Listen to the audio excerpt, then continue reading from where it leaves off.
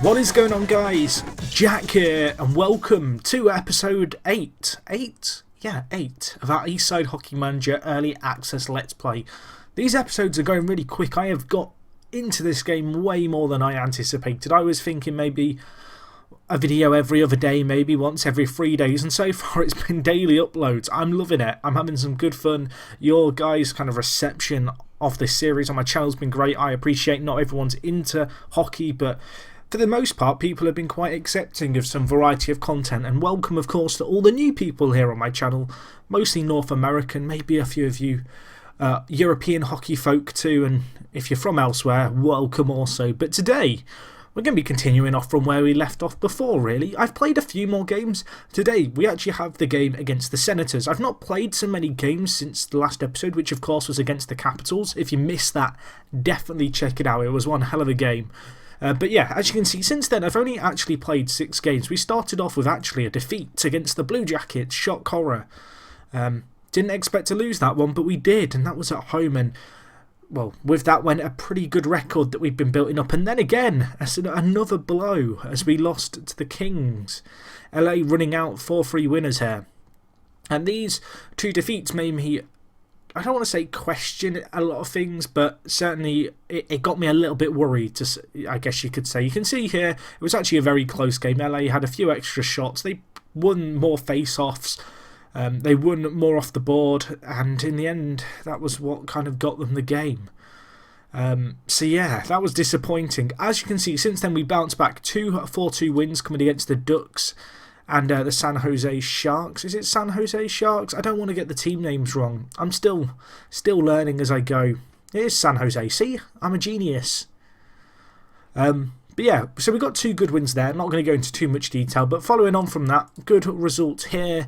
As you can see, we beat the Blues 5-2. A really good result, this one. It was actually 2-2 in the second, but we managed to turn things around towards the end of the second and into the third. We got another goal. JVR getting a few goals this game, getting himself a hat-trick. Kessel as well, a very present figure, but JVR here playing very well for us, the winger. He's done one hell of a job, and as you can see, 32 goals and 36 assists in 45 is a crazily good record. Anyway, the last result to tell you guys about was against the Hurricanes, and we beat them 8-2 at home. Just an emphatic win.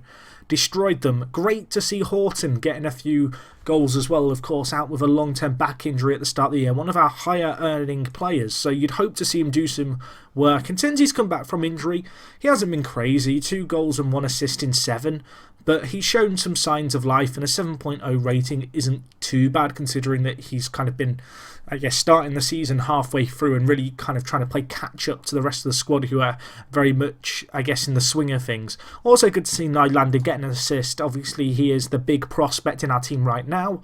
We have the draft to potentially look forward to, so I'm very keen to keep an eye on this guy's development because, while my scouts think he can be as good, or they at least compare him to Sidney Crosby, who of course is probably in the top 5 players in the NHL at the moment, and if Nylander can achieve half of that, I'd be very happy. But as you can see, he's done well for us so far, so that's very pleasing. But that result there was the last that we played, and it's kind of cemented us so far a 3rd placement in the league, which is really, really pleasing. The goal scoring record for us is incredible, 195-4. Defensively, we're not actually doing as bad as perhaps you'd expect. Only 129 conceded, which is the 4th best defence in the league, which when you consider perhaps the actual players we have, really isn't too shabby at all. Players kind of performing above and beyond what you'd expect from them. So in terms of what's been going on at the franchise since last episode, there's really not been too much because I've only played the 6 games. Players have continued to perform well. If we look at it here, average rating wise, you can see Kessel still doing a really big job for us. He's been huge for us this year. I don't think that could be underestimated. Same with JVR, who I already talked about. Tyler Bozak is now back. He's only just come back, but he is now at 100% condition, so he will be in today's squad, which is pretty pleasing. But all in all, it's just been a very solid period, I guess you'd have to say. It's been a period where there were question marks perhaps after the first 2 defeats, but the team bounced back well and we're on kind of a 4-game winning run now, which is kind of impressive to have. And yeah, I mean, I can't really complain. I'm currently looking for Holland. There he is. I wanted to get rid of Holland and add... well, I'd already added him actually, but I wanted to add back in Bossack, but I was getting a bit rambly there, trying to stall as I looked for the right man. But anyway, we'll clear our lines and ask the assistant. My assistant keeps playing Nylander in the fourth line, but I'm repeatedly just kind of promoting him up, so I can just like do some pretty simple changes here. And that kind of gets me to the line that I like playing. It does mean that Nylander is playing ahead of Horton, but I don't know. Horton, in real life, apparently he's a player with a few injury issues. He's been out with a back problem. He's a second-line player with 40 points kind of potential. But I don't know. I don't know what to make of him. I don't want to say I don't fancy him as a player. In terms of, I guess he's come into the squad. It's almost like getting a new signing that you don't expect, getting him returned to the side. But with me kind of very determined to play Nylander as high as possible to get him as much ice time, but also have players like Kadri who, you know, are fairly young as well. It just means that Horton, at the moment at least, is just being demoted a little. Combine that with the fact that Horton, when he has played, I mean, he's only got 2 goals and 1 assist in 7. Whereas if we look at Nylander here, you can see that he's played... well, he's played 23 so far, and he's got 10 assists and 6 goals, which is a pretty impressive return, and it is a better kind of, I guess, performance game by game than what Horton's been giving me. So that's kind of what I've been doing in terms of the team. Elsewhere, not too much has changed. You can see, looking at our defensive line, not talked about the defence in a little while, but Fowler's remained largely fit, so that's really good for him because he did have a few injury problems earlier in the year. You can also see here we have Gardner, who is our right defensive man. He's 24, this guy. He looks quite good, to be honest. You can see here that he's been at the franchise for a while. He's played a decent amount of games, really, 211 NHL appearances, and he's got 68 assists and 21 goals in that. This year he's been very good for us. 20 assists is a pretty impressive performance from 40 games, and he's done a job for us, certainly, especially kind of stepping up with Phaneuf kind of being dropped. It kind of meant that we were really looking on this guy to perform, and he's got some potential to be a good defenseman for us. So in terms of our defensemen, we've got a pretty good kind of thing going for us. The other player, I guess, who's really worth drawing some attention to is Stuart Percy, who is one of the second, well, according to my team report, he's the second best talent in our side behind Nylander. As you can see, mobile defenseman, got a number 1 or 2 potential, meaning that he could be the first or second best defensive-man in our team. You can see good defensive-man. He has steady 2-way game. You can see a talented skater, good physicality, good puck handling skills, and it's something that we have a bit of in our team, really. All our defenders, we don't really have an enforcer at the moment. Well, we do actually, I lie, because we've got Roman Polak here. He's just a beast with his 17 hitting. He's not the most aggressive, but he is brave and strong. And if you push him, he is going to push you 10 times harder. It's kind of how I like to imagine him. Elsewhere, we've got Fane and Robidas too. Fane doing an okay job for us. He was involved in a trade that we had from the Oilers this year, and he kind of just plays on our third line, and he does a job for us. And to be honest, the trade that we got for him was a pretty pleasing one. Just to recap that, you can see if we just go to the trade view, that the player we gave away for him was Bibeau. I mean, he's actually, whilst he is a good goalie, we actually have 2 equally good young goaltenders in our ranks. If we just look at the team report here, Sparks and Gibson, 2 very good young goalkeepers, or goaltenders, sorry, who they have potential to really step them into the side. And there is an option to perhaps let Reimer go. I am currently looking to maybe get him out for maybe a 2nd or 3rd round draft pick for the upcoming draft, just because, well, we have Bernier here, who's very, very good. And as I mentioned last episode, I believe, I'm quite content letting Bernier play as much as possible. Anyway, that's a bit about what's been going on at the team. You can see, looking at our biggest star, it's Kessel. Best leader is Bozak. Kessel's the best skater, he's the best shooter, he has the hardest shot. Bozak good at face-offs, but you can see here, we look pretty good, really. Polak is, as I mentioned, our real enforcer, but our best checker is Komarov, which is kind of a bit weird, I guess, because you wouldn't really expect a right winger to be your best checker, but he is. And he's also got the best physicals, which is pretty decent. In terms of overrated and underrated, I love these little categories, by the way. They're kind of nice. But overrated, apparently Robidas is overrated. He's not that great, really. He occasionally plays on our third line, but he's never been that high in my estimations, and Mark Fane underestimated, and I'd back that. He does kind of a stellar job for us considering his role in the side. Despite his only 6.66 average rating, he is confirmed to be the Devil too with that average rating. Looks a little bit evil.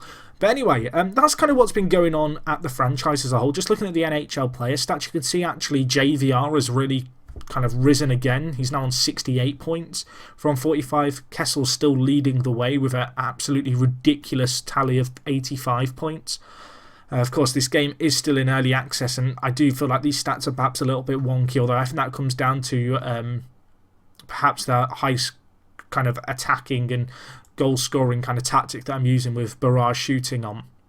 But anyway, that's what's been going on at the team. As you can see here, looking at the power play percentage, that really hasn't changed, and the same with the penalty kill percentage, really. In our last 10 games, you can see we've now won 7 and lost 3, which isn't too shabby at all. The Kings, who are one of the teams we lost to, as you can see right up there at the top, they've not actually lost a game in regulation time in the last 10, and they've kind of climbed up the league just a little bit. But looking at it here, we are still in third, and we're looking pretty darn comfortable there. Anyway, today we're going to be doing the game, as I mentioned, against the Senators. I believe this is a rivalry of sorts. Obviously, 2 Canadian teams, so we want to do Canada proud, or at least Toronto proud here. And the Senators, they do have some pretty good players. Just a quick look at their kind of star men. They've got Erik Karlsson here, who is a very, very good right defenseman. As you can see, he's on a pretty hefty fee, but really good going forward. My kind of defender. So we're going to have to watch out for him. And they've also got Bobby Ryan here, who is another solid player. I wouldn't say he's kind of a franchise. Well, he is a franchise player. That's in real life. But in terms of in this, he's not. I don't think he's got anything that we've not got, if that makes sense. He's very much. I'd say he's on par with JVR. In fact, let's do a quick comparison. Let's see how good my glancing comparison was. This is the bit where it now turns out that he's actually 10 times better than JVR, and I look like an idiot. But actually, yeah, you can see here they're very similar players. If anything, slight edge might be in favour of Riemsdyk. But anyway, let's not sit here comparing rosters. That is not how you win games. You win games out on the rink and by performing well. So we're playing with zoomed in view. We're playing with highlights on key, clock speed on medium, all that good stuff. And boom, let's get into this. We are away from home here, but we're looking to do the franchise proud. We're looking to do the city proud. And was that offside? I think it must have been. Was it offside? It might have been icing. I wasn't paying attention. We'll see what we can do here. One thing I am noticing is a lot of teams double stacking this side of the face-off circle. I think that might be a setup option that I've not really explored. I'm wondering if teams are using that to counter me because they know that I don't. I kind of have an even distribution on face-offs. That might be something I need to look at in my own time, or if you guys want to give me feedback on that in the comments, you can let me know the exact details of that. But I'll tell you what, Kadri's just got a beautiful little goal. His 20th of the season for him. Not bad for the 24-year-old prospect, and it's 1-1. And we're on the attack again here, although, well, we still have the puck. And can it find its way in? That is Gardner, the defender. And I think he actually went to pass that. He might have taken a deflection. It's hard to tell. But it looked a little bit softer on range. It certainly wasn't powered in. And we're on the attack again here. Can we make something of it? It goes inside. And Kadri's there again. The youngster, 24 years old, showing some real maturity there. And Robbie Das as well getting his 20th point of the season, which is good for him as a defender, just to get those points. Anyway, you can see here Horton, our third line on the attack. And, well, we concede. Chieson getting a goal for the Senators to pull them within a point. I think for the last period, if the scores are still this tight, we'll probably switch to extended highlights. But you can see here, time ticking away in the second. Still holding on to a very slender lead. And we are going to be going into the third. 3-2 up still, which is really good. But we need to hold on here. We need to continue to perform. Again, you can see the double stack here. It kind of makes our number 21 a little bit redundant. So that might be something I look at. But anyway, let's see if we can win the face-off here. It's won by them and they have a shot, but it's saved. And, well, Bernier there making a really nice save. You don't see too many of them when you play on key highlights in this game. But whenever you go to extended, you suddenly have your defenders and particularly your goaltender to really praise. And, well, it would be ironic that as I talk about the lack of praise from my goaltender, he then goes and concedes to make it 3-3. The Senators, again, making the most of that face-off. That kind of system that they're deploying where they stick 2 men on the kind of centre of the ice and kind of towards the boards they just leave open. It seems to be hurting me a little bit. Might be something to look into, but they have got another face-off in our zone, so this is a little bit concerning. Kadri's going to be the man to try and win it. Already 2 goals to his name. Can he win us a face-off? He's going to be going up against Smith. And the Senators come away with it, and they shoot, and Phillips scores to make it 4-3. And suddenly they've turned it around from being in a very comfortable position. We suddenly don't look so comfortable, although we do have possession of the puck here, and that was hooking by Smith. So we are on a power play now, something that we've not made the most of. A conversion ratio on these of just 17 or 18%. No, sorry, it's not even 17 or 18%. It's 13%, I believe, if I'm not mistaken. So looking to make more of that, although we are on the attack here. Shot saved by the goaltender for them, but well, we still have the penalty, and well, it's gone out, and there'll be another face-off. And now we have very limited time to make the most of this power play. 46 seconds left of it. We do have a face-off in their zone. Maybe we can make the most of it. We will win it. We're on the attack here, and that really should have been a better effort, but keeper or tender makes a good save there, Lehner. For them looking at it, they've got Mefflot and Carlson in their defensive lineup. They're really defending hard here, putting on their best players, and we're going to have a real challenge to break them at the moment. Although, well, nothing coming of that, and now the penalty and the power play is over. A real chance there, but another block, and well, there's a lot of opportunities seemingly going our way, but right now the Senators still hold on to the 4-3 lead, although Kessel, well, he rifles that one in from a very acute angle.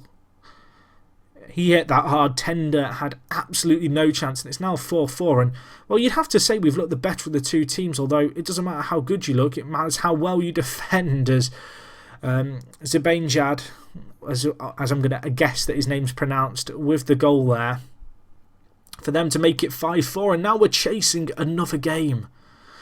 They have got a man in the penalty box cross-checking, however, so that's going to be Ryan, out for 2 minutes, but there's only 3 minutes left, and well, we've got a face-off here, but we've got to make something happen. I'm actually going to change our away tactics and put it so our forward usage is just our first 3 lines, and we're going to go overload as well on defence. I want us to have our best players on the ice for these closing stages as we look to chase this game. We want to beat our rivals, and the only way we're going to do that is if we have our best players on the ice, I feel. We've looked dominant in patches, but we need to turn that into something. We do have possession of the puck here. Can anything come of it? A lot of play going behind the goal. We are really stretching this defence on the power play, but unfortunately for us, that is disappointing, really giving up a lot of territory that we'd built up. Although, good run, can't find the ball in. We still have possession of the puck, but no end product. And while Senators have possession behind their own goal, they give it to us though. Can we make the most of this? Can we craft out an opportunity? And we can. Kessel scores a really nicely worked goal in the end. Nice patient build-up. Just keeping control of the puck, really running them around the ice. And we score to make it 5-5 with 30 seconds left of the third.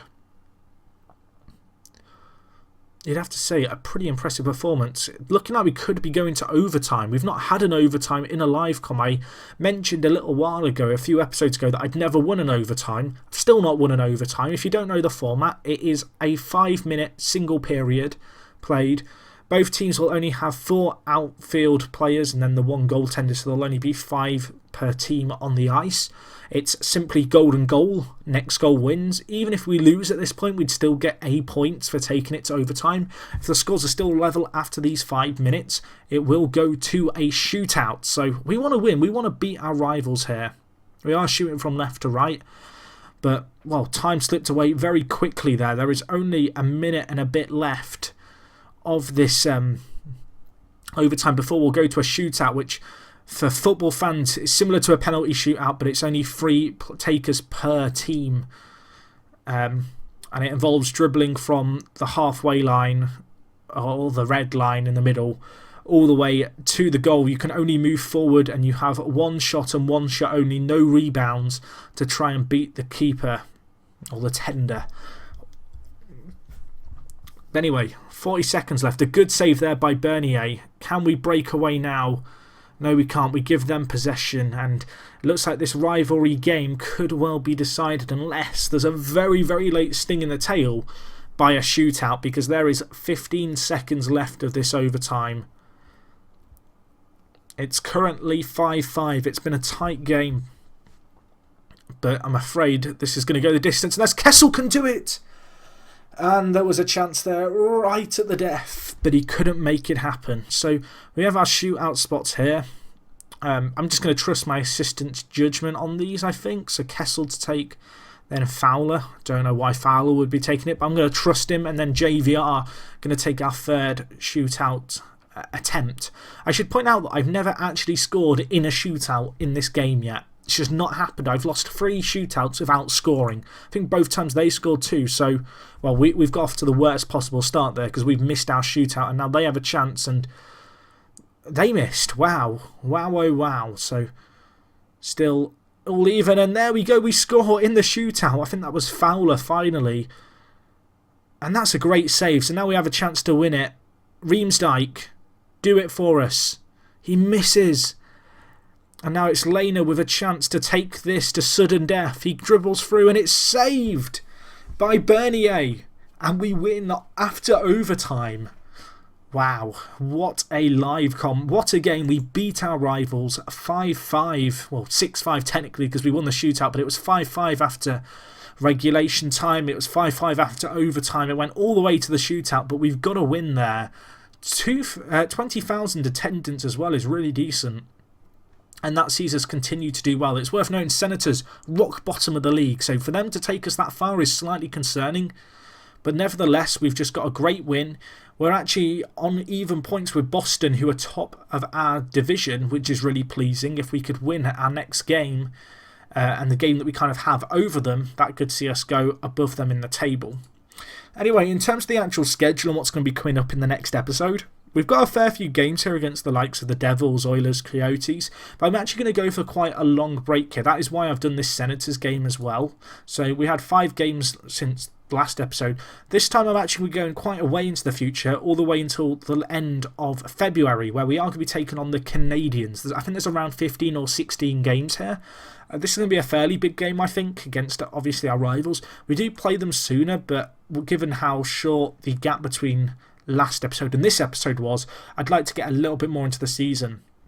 So that should see us get to around, well, the 65 game mark, and from there we'll probably have 2 more games to round up the season.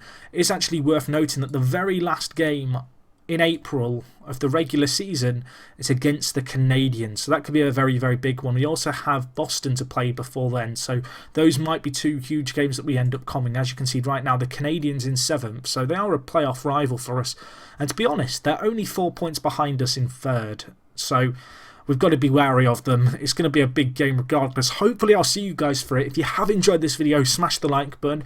Got any feedback, as always, leave it down below. If you're new here, subscribe, and other than that, it is me, Jack, and I'll talk to you guys in a bit. I'm out.